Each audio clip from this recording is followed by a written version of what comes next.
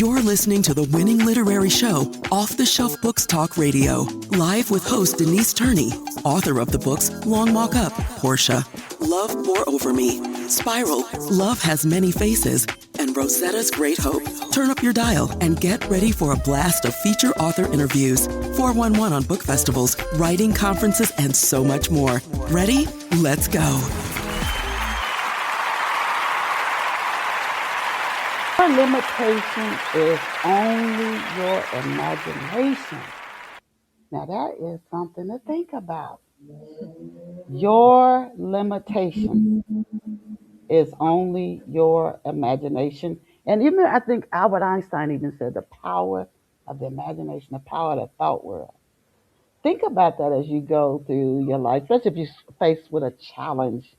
Is there some other way you can look at it so ideals bubble up to deal with it? And I want to tell you, we've been starting the show with a thought like that. Your limitation is only your imagination for about a year, year and a half. And I think it's just a wonderful way to start off the shelf. For our listeners who have been here with us for over 17 years, thank you, thank you, thank you. I always have to acknowledge you at the start of the show.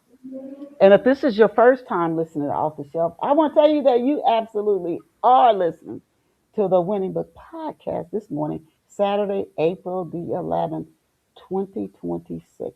Before we introduce you to our guests, I want to encourage you to hop over and check out my official website, which is chistel.com, and that's CHISTELL.com. You can read free book excerpts. You can subscribe to the Book Lovers Habit newsletter, which is free. You can access other shows here off the shelf and listen to past shows that we've had here. Again, that's Chistel, CHISTELL.com. And now let us go and meet our very special off the shelf guest this morning. And this morning's guest is Sasha Preston. And this California resident loves writing women's crime fiction.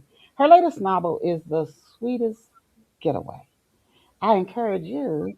You can bookmark the chisel.com. You got another one you can keep up with and bookmark. And this is Sasha's official website, which is sashapreston.com, and that's SASHAPRESTON.com. Again, that's SASHAPRESTON.com.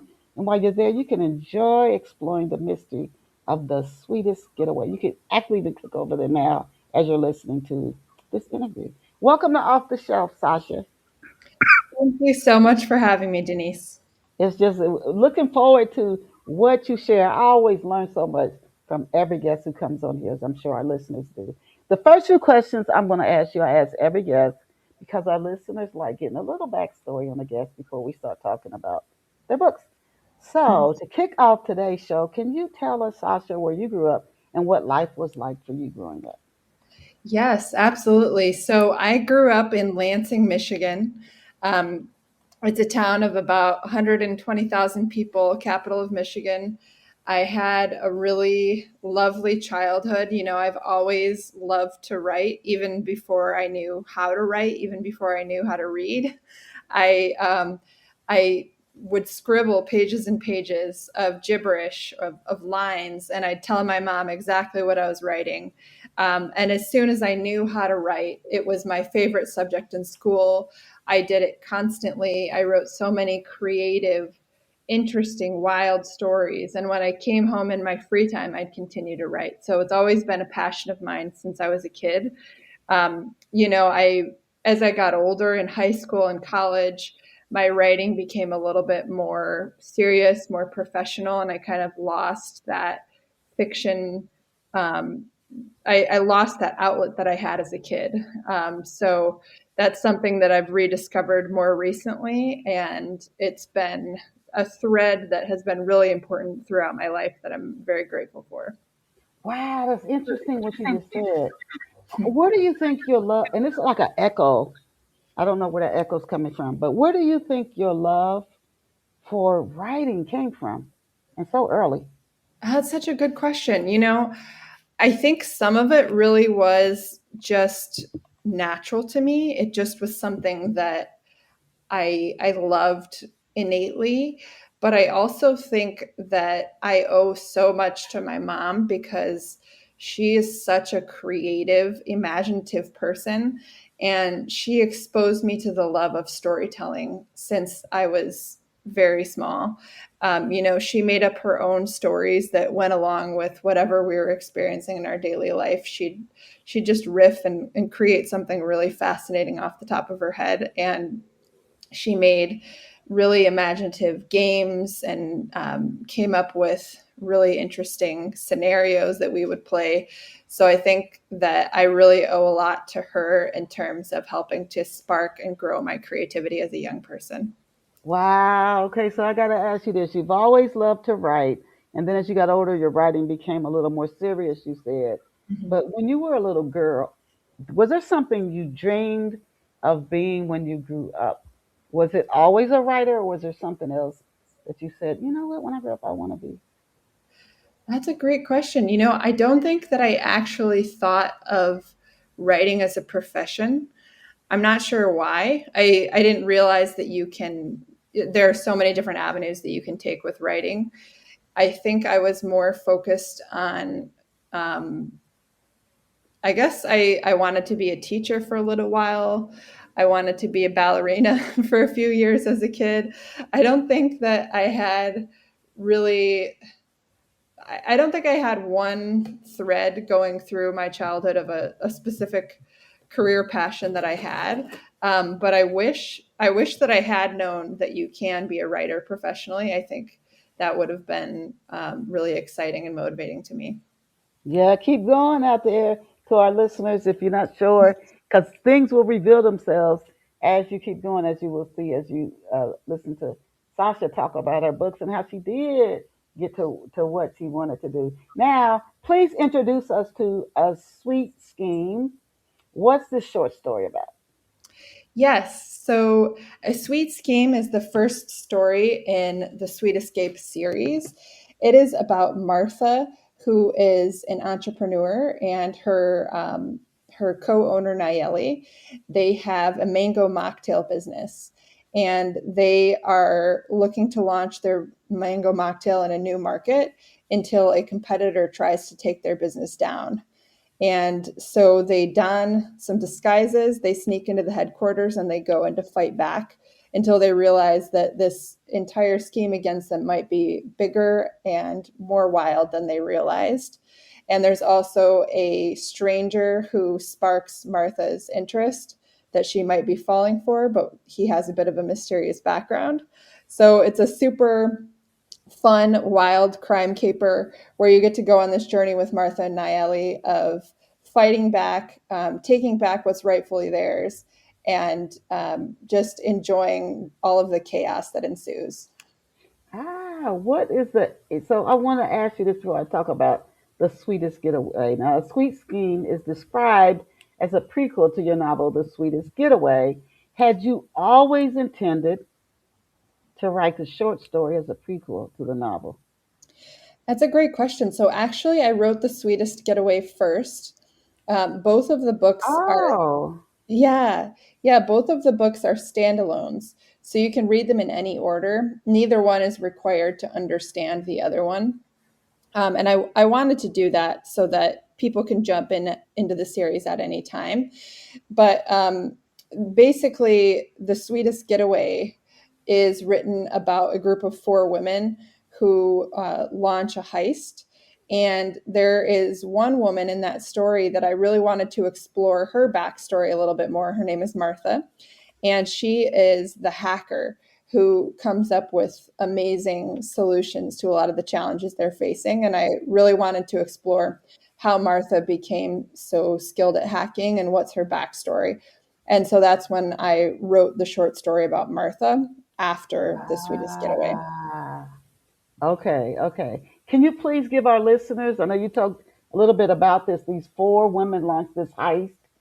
Without giving the story away, can you give us like a an overview or a little bit more of a lengthier synopsis of The Sweetest Getaway and why that Yeah, title? I'll tell you about the title in a second. It fits the plot really well. Um, but Jennifer is a wholesome daydreamer. She has never broken a rule in her life, not even a traffic law. And her roommate Nari is this freewheeling entrepreneur who's constantly coming up with wild ways to make money, and those ways are not always completely legal. And so one day in the middle of the night, Nari invites Jennifer to join her on this wild scheme against a bad guy that Jennifer happens to know a little bit all too well.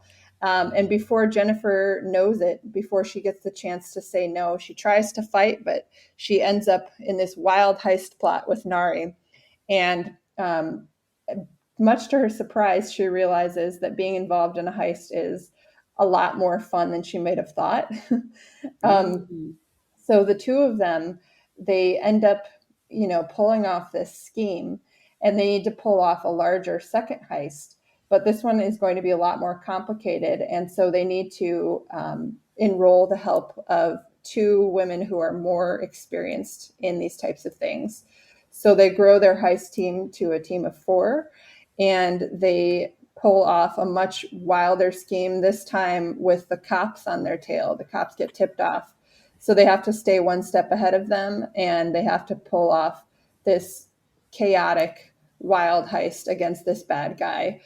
So the tension of the story is, will they be able to pull off this heist, or will they end up the rest of their life in orange jumpsuits behind bars? So you'll have to read to find out. Oh my goodness. I'm thinking about this TV show I saw where these women in the UK, and they made a one in America that kind of similar to it. They were working this job, but they were working somewhere around money. And they saw this, they said, if we could take this old currency and do something with it, they got caught, but they had buried some of it. So it was it was just it put me when you said that image of that TV show popped into my head. It sounds like such a fun read and sort of not only plot driven, but it's probably a strong character driven story as well. Where and when does the story take place, and why did you choose this setting? That's a great question. So the story takes place pretty much in current day in Omaha, Nebraska, of all Ah, places. And I actually have never been to Omaha, but I am from Michigan. I'm from the Midwest. And it was really important to me to show, first of all, that there are really exciting, interesting, multi layered people with cool backgrounds, cool experiences that choose to live their lives in the Midwest. There's a lot more going on there that meets the eye, and I wanted to portray that and give people this sense that it is an interesting place with fascinating people who live there. But also I liked the concept that it's the last place that you'd expect this multi-million dollar heist to take place. And so I wanted to kind of play with that contrast a little bit too. now you said Jennifer is walk the line. She's a daydreamer and she doesn't want to. She follows the rules.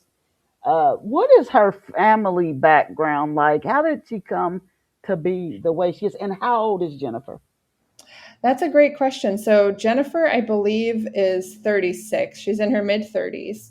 Hmm. Um, she grew up in suburban Detroit, and she is very into ancient history. She's into world cultures. She really loves surfing. She's very kind of nerdy, and she daydreams a lot. And that's something that she has really enjoyed, a special bond with her father. So she and her dad used to read about ancient history together. He taught her a lot, and he kind of built that passion in her. And so that is something really special that they explore together. I don't get as much into her relationship with her mom in this book, but I am currently working on book three, and I'm happy to tell you that there is going to be a bigger role for her mom there for us to dive more into that relationship then. Okay. Does before we move on to Mary a little bit, does Jennifer is in the back of her mind? She's a daydreamer. So when I think of a daydreamer, I think of somebody who has some big goal or something. Does she ever want to make it big one day? Yes, that's a great question. So Jennifer is very, she dreams big and she really wants to open her own surf shop. She really wants to be an Wow. entrepreneur, but she's always doubted herself and she's scared of taking that leap. So she's been stuck in kind of this dead end job for 10 years. She's never gotten promoted. She hasn't really gotten many raises. And she's just scared of doing something bigger for herself, but she has these dreams always going in the back of her mind. And so this is an area that this scheme and the support of Nari help push her forward and help her realize that maybe she can accomplish more, maybe she can go after more. Wow, Jennifer sounds very interesting. So Nari, what's her background? She's a like, oh, I'm just gonna go do it. But what's her family background like? Can you give us a little bit of backstory on her? Yeah, absolutely. So Nari is, she has been an entrepreneur since she was a kid, and it's Mm, really has a lot to do with her mom. So her mom is her biggest entrepreneurial inspiration.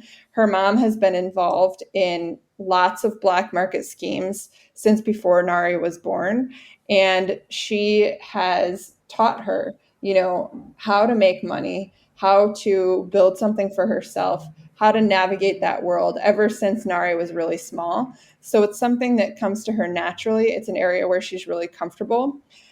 She's just not very consistent. She loves starting new schemes, but she kind of gets bored. She makes money off of them and she moves on to the next thing. So she's kind of got a short attention span, but she really wants to fill the shoes of her mom and develop kind of an empire and build that financial powerhouse and freedom that her mom has built for herself. by any means necessary. It sounds now they sound so totally different, Mhm. which could make the story really drive it. How and when do they meet? They don't sound like they would hang in the same circles. Yes, absolutely. So they actually meet on a roommate posting board.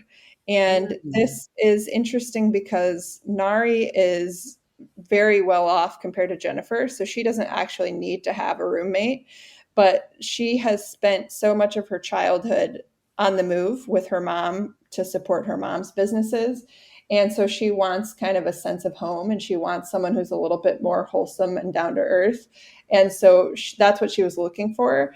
And Jennifer fit the bill. And that's how they were able to connect, was through a roommate posting board.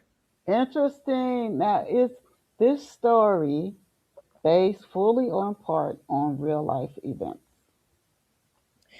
It's funny. I have so many fantastic women in my circle who are powerful entrepreneurs, who are building incredible things, who are innovating, who have this drive. They're so bold, they're so smart. And so that really inspires me. And I really wanted to bring that entrepreneurial spirit to the page because that's something that drives so many of my friends, that really, I think, adds so much to their lives. And I think entrepreneurship drives so much freedom for women. It's really a fantastic outlet.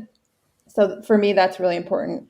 And then also the friendship between Jennifer and Nari. I think having two women with very different backgrounds and very different personalities, I think it's really important for you to make friends and build friendships with women who are super different from you, so that you can push each other to grow, so that you can support each other in your own distinct ways. And I think you gain a lot from people who are different from you. So I wanted to kind of showcase that, as well as just in general the importance of female friendships. So the the four women in the main heist group are very close.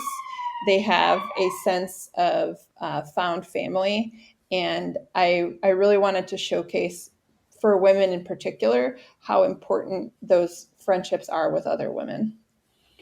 Introduce us to the other two women, please. Just a brief background what on their who they are and what their personality is like. And are they all in their mid 30s? Great question. So The three main there are three women who are in their mid 30s: Nari, Martha, and Jennifer. Mm-hmm. So Martha, I've already given a bit of a background on her. So she is from Mexico City originally. She is a powerful hacker and she's an entrepreneur. She has an empire of food service businesses across North and South America. And she is, also very empathetic and a great friend. And, she has lines throughout the book about how she wants to feel like they're having a sleepover. She loves their girlfriend time. She's just a very lovable, warm character that is also extremely powerful when it comes to hacking and moving their mission forward. Um, and then we've also got Hana, who is a very important character. She is Nari's mom. So Ah, yes, our fourth character on the main heist team is Nari's mom. She initially feels some hesitancy towards bringing her mom on because they've got some tension throughout the years of her feeling like her mom doesn't fully understand or give her the space to be as powerful as she can be, and she doesn't want to be overshadowed by her. But as the mission becomes bigger, she realizes, there's only one person I can call on that I know will rise to the challenge and will do a fantastic job, and that's when she recruits her mom. So Hana has been similarly, she's been an entrepreneur since she was a kid when growing up in Seoul, South Korea. And she, had to turn to the black market to make ends meet when she immigrated to the US, where Nari was born. And she is extremely powerful. She's very creative. She's come up with exceptional ways to make money. And she's very sharp. She knows how to evade the law. She knows how to, which tools to use and how. So she's a very important character in helping to push the mission forward. well, oh my God. The more you talk about this story, the more interesting it sounds. Why is this scheme illegal? And and it sounds like all the women know, they know it's illegal, and they're still, all of them have some goal, some dream that they're willing to go through with it.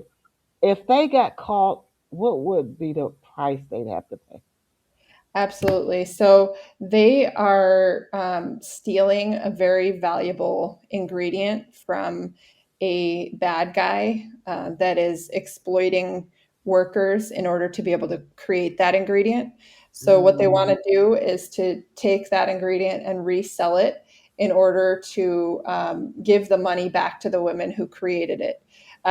And of course, keep a cut for themselves, kind of like a consultant who's helping to make the sale.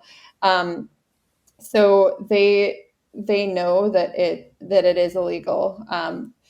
I don't want to get into too much detail about their motivations because that is a bit of a spoiler. okay. But they are all very driven to take down this bad guy, and they could end up in jail for life if they get caught. Whoa. Okay. Yeah. All right. Before we go on, because this is the first book in the series, and I want you to talk about the second book. You said the third one you're working on now.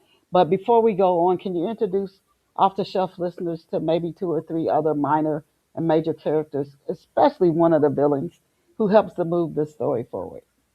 Yes. So there's actually there are a couple people that are very central to the story.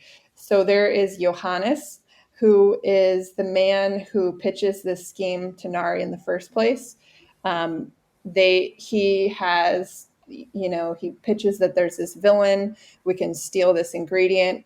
Here's what's in it for you. I need someone on the ground that can do this tonight. And so he is a bit of a suspicious character. And so they end up kind of trying to investigate throughout the story what his motives are and what he might be doing to kind of tip off the cops or whether he's involved in trying to take them down. And then there's also another character named Roberta, who is an amateur cop, and she is put onto their case. And we also get to read the story from her point of view. And Roberta is very driven. She's feeling like she's not being taken seriously in her job. And so she really wants to crack this case. She really wants to take them down. And so we get to read the story from her perspective as well, which I think adds a lot of suspense and tension. And I've actually had a lot of readers say that they feel conflicted because they're rooting for the heist team and they're rooting for Roberta at the same time.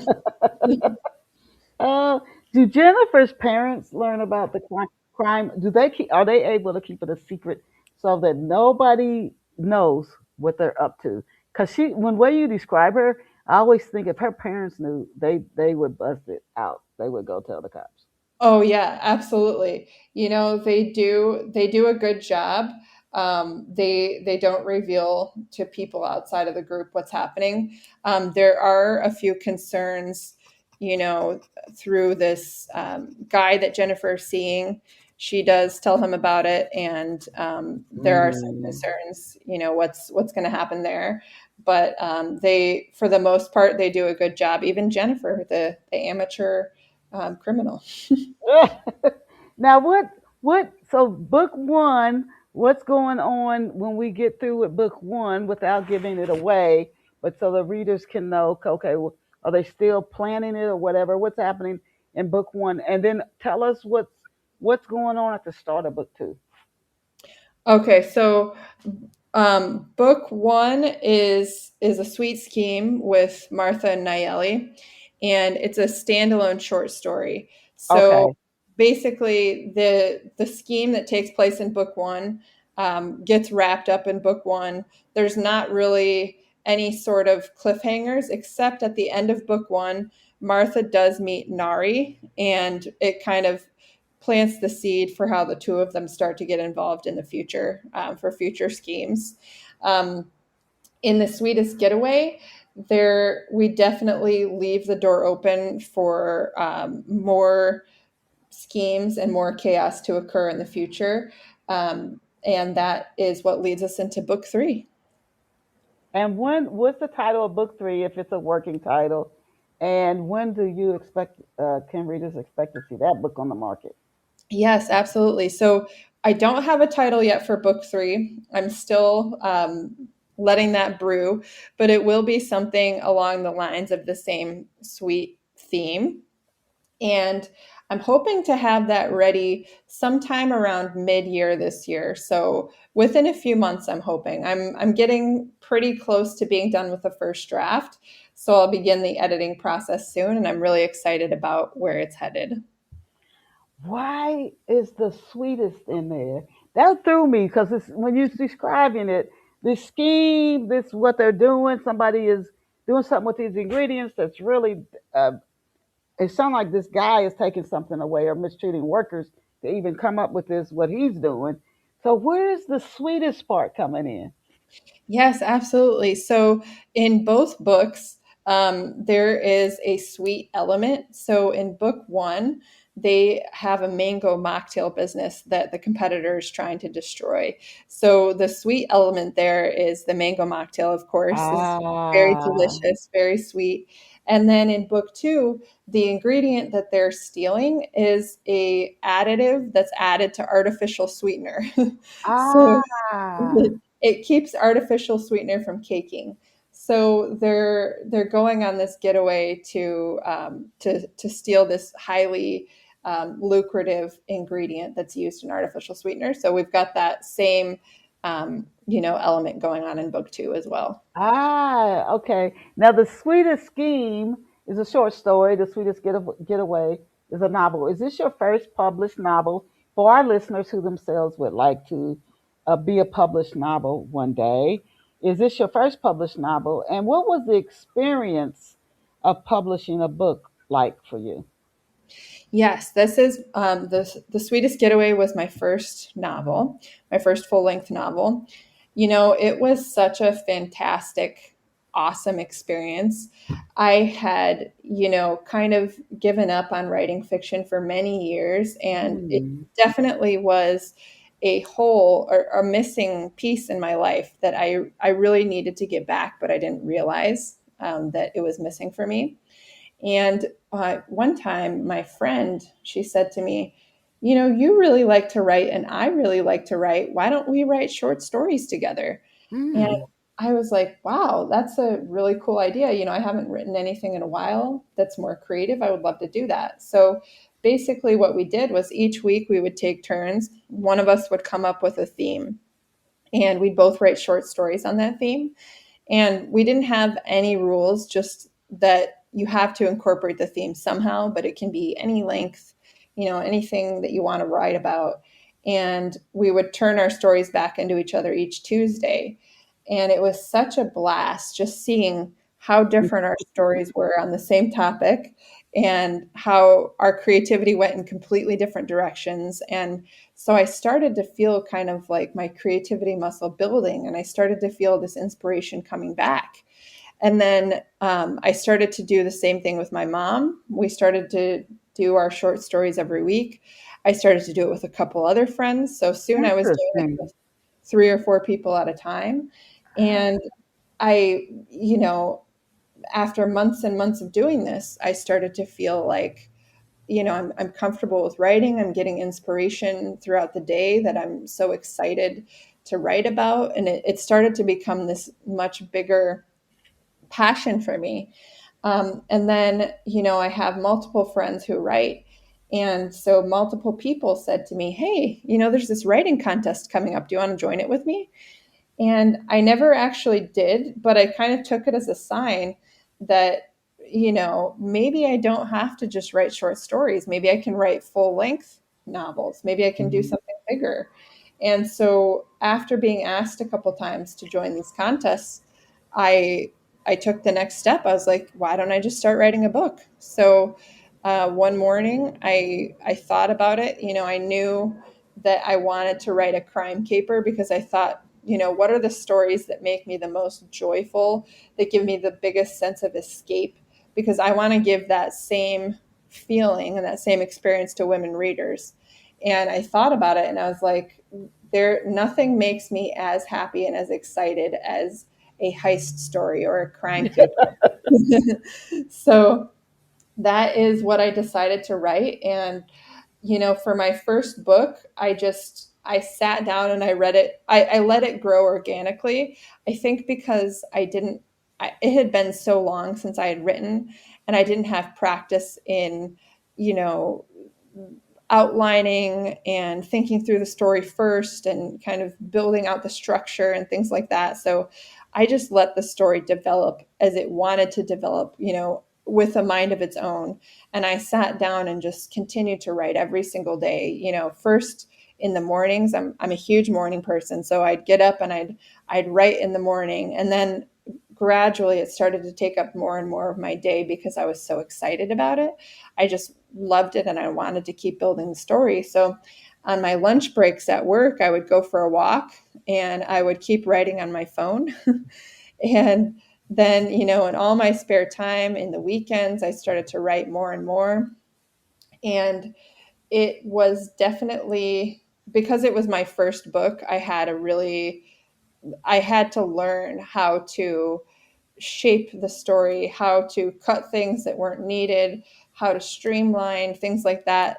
That was the biggest part of the editing process. And I was extremely blessed to work with fantastic beta readers. I highly recommend to any author that beta readers are some of the most valuable assets that you can find, because they can read your story and from an outsider's perspective, from a reader who enjoys these types of books, they can tell you things like, you know, I wanted to feel this emotion more in this moment and I didn't feel it as much as I wanted to.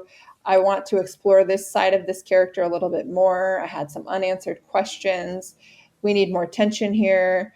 So all of these different ways that they can see the potential of your story, the places where it can grow, the places where it can be stronger, where you as the author, you just don't have visibility into that because you're in there in the day to day. You're not seeing the bigger picture as well as they are. So getting that outsider's perspective is so valuable, especially as a first time writer.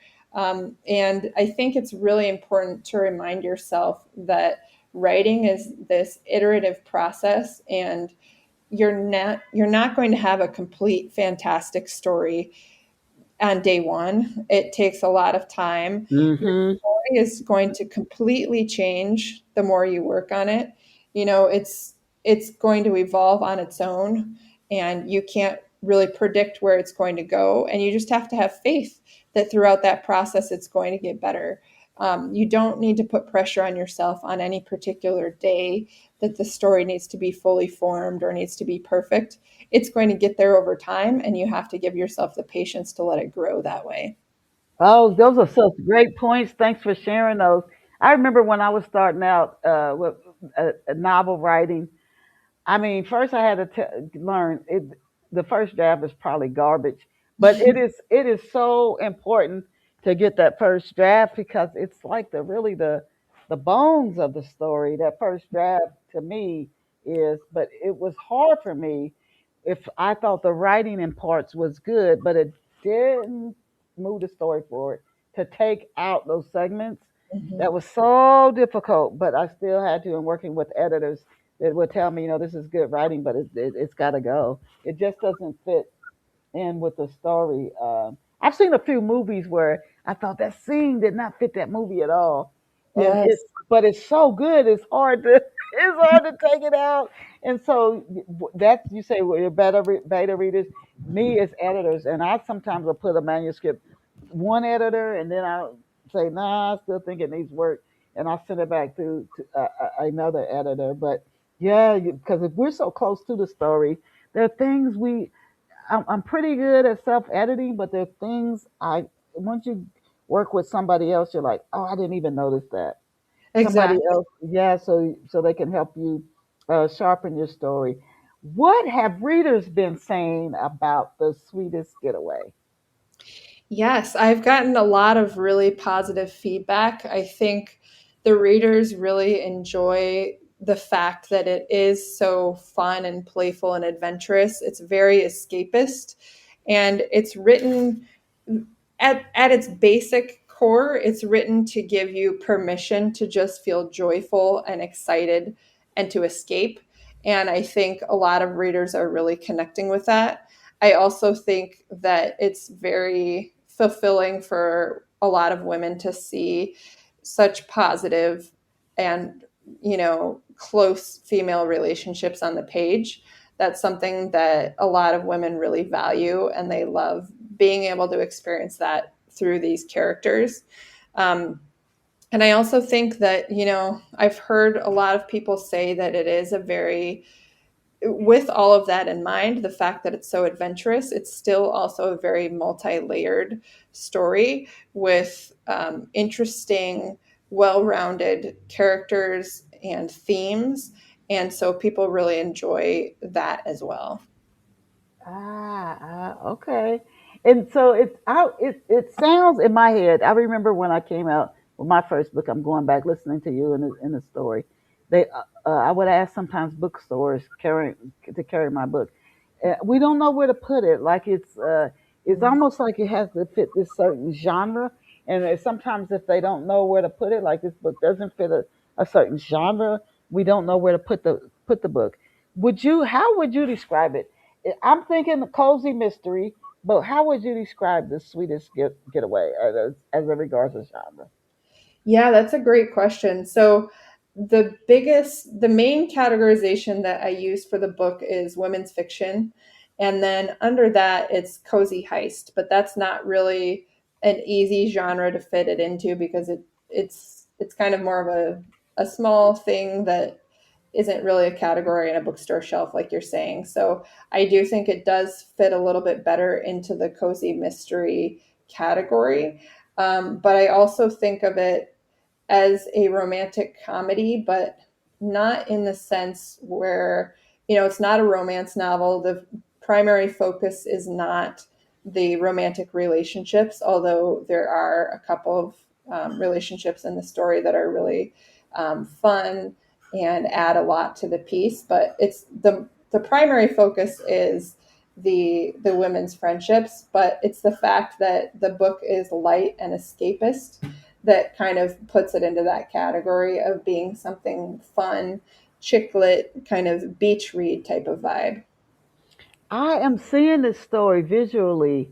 So when you were drafting it, as we start to close up this show, but as I'm seeing this story visually, when you were writing it, and you said you just sort of let it develop on its own, did you see it visually? How was this story coming to you as you were crafting it? That's such a good question. I felt like I have a friend who's a writer, and she said that after she spends a day writing, she feels like she's literally spent time with the characters that she's been working on. Mm. Like she feels like she's been speaking with them. She feels their vibe, their presence. And I totally felt that same way. Like I would feel the vibes of the different people that I was working with. And it was such a cool, fun experience to kind of build those characters and feel how they would feel in those situations, how they would react, what they would say. And it was just so fun to watch them unfold as I was building them. And I felt like I really grew to love and grew to bond with them as I was building the story. Okay. Can you please share, Sasha, 3 to 4 steps that you've taken that you have personally found to be effective at getting the word out about your short story and the sweetest getaway? Great question. So I know there's a big piece of advice out there that you need to grow your mailing list. And I think that is really beneficial advice. I think that, you know, being able to email people directly, being able to grow your fan base in a way that you can communicate with them and build a relationship over time is really valuable because, there is a lot of, there are so many book choices out there. So being able to capture readers and help them get to know you through that relationship through email is super beneficial. So I have offered a sweet scheme for free in order to get people to sign up for the newsletter, and that was really beneficial in growing my number of newsletter subscribers. I definitely think that's useful, and I have an audiobook coming out of the Sweetest Getaway that is going to be coming out this Tuesday, April 14th. I'm Okay. Yeah, I'm working with the narrator Bonnie Turpin, who is a super award-winning narrator. She's so talented. She can create different voices for every character. She makes it feel like you're watching a movie. She really makes the Wow. cinematic. It completely comes to life. So I'm so excited to work with her on this. And so for me, having the opportunity to work with her has been really helpful in terms of helping my book reach new audiences because she has that big name and she already has tons of fans. There are people who find out that Bonnie Turpin is working on something and they're like, automatically, I have to check it out because I love everything that she does. Um, so I think if you have the opportunity to align yourself with someone like that who has incredible credentials and is able to elevate and lift your story to new audiences, if you get the chance to collaborate with someone like that, I would absolutely recommend it. Whether that's an audiobook narrator, a cover illustrator, whoever it is that you can collaborate with that's got an audience, I think that's really fantastic.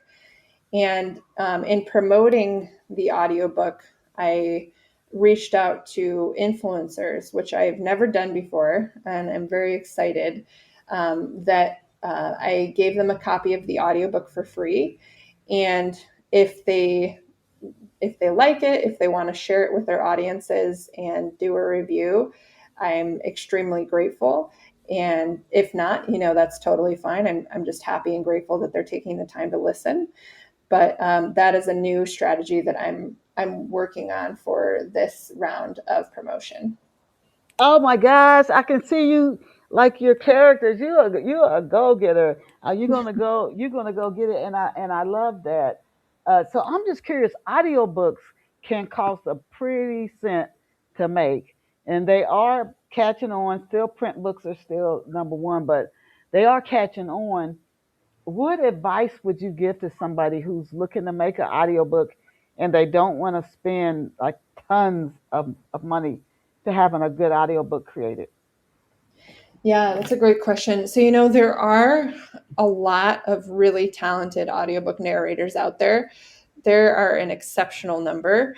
And a lot of them are fantastic to work with. I didn't get the chance, of course, to work with a lot of them because I just chose one, but I used this database that I would recommend to you called the PANA DEI narrator database. So it is an organization that works with different audiobook narrators.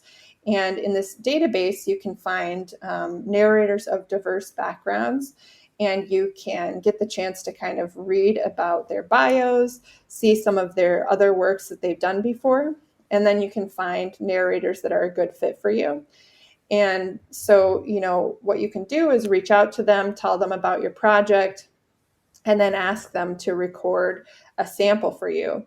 And that sample will give you such an insight into what they would sound like, how they'd bring your book to life. You can choose a passage that's really indicative of the rest of your book, that really would showcase their talent. Maybe it has multiple characters and you want to see how they bring them to life.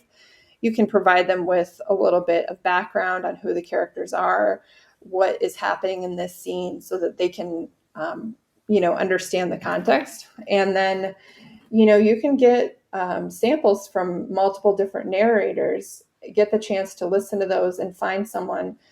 They'll quote you as well. They'll tell you what their rate is per finished hour. They'll help you understand how many finished hours your book will be based on the number of words. And that'll help you kind of estimate what the final cost will be of the narrator. Sometimes the sound editor is a separate fee.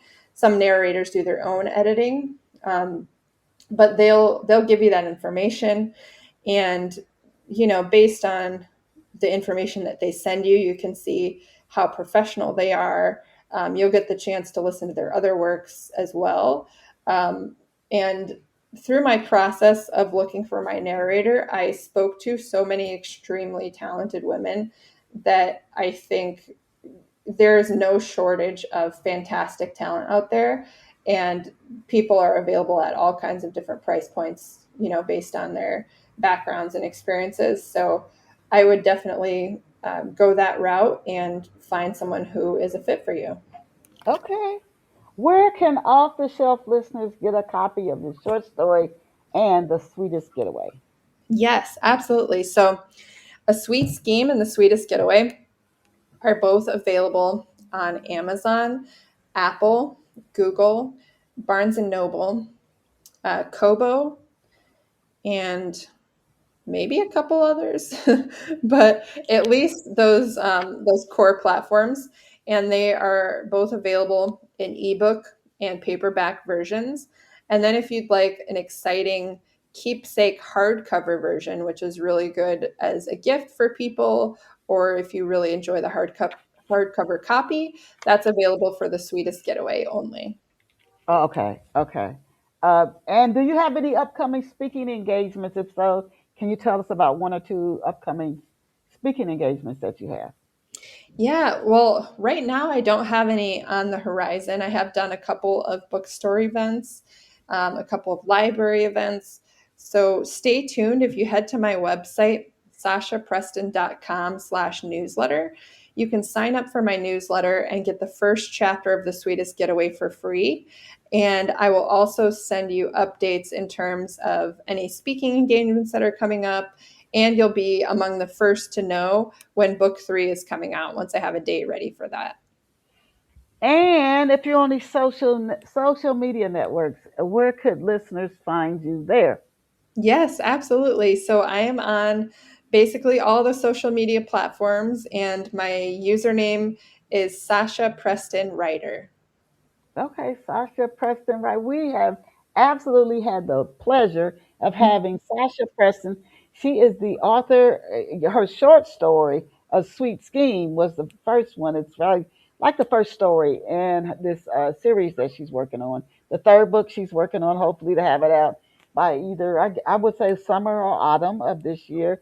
But her second book is out, and the audiobook is going to drop on Tuesday, April the 14th, so you can check that out. And the title of that book is The Sweetest Getaway, which we explored here on Off the Shelf today. I encourage you to visit Sasha online at sashapreston.com, SAShaPreston.com. Thank you so much, Sasha, for being here with us today. I so enjoyed you. And to our listeners, thank you for being here with us. Encourage you to go out and support Sasha Preston and her work. She said the audiobook is going to be something. And again, that drops Tuesday, April the 14th. And I'm sure you can get it through her website, SashaPreston.com. As I always tell you, and this is so true, you are amazing. You're absolutely phenomenal. Go out and create an awesomely good day for yourself today. Sasha, I'll send you a link to the show when it finishes streaming. Thank you so much. Bye for now. Thank you so much.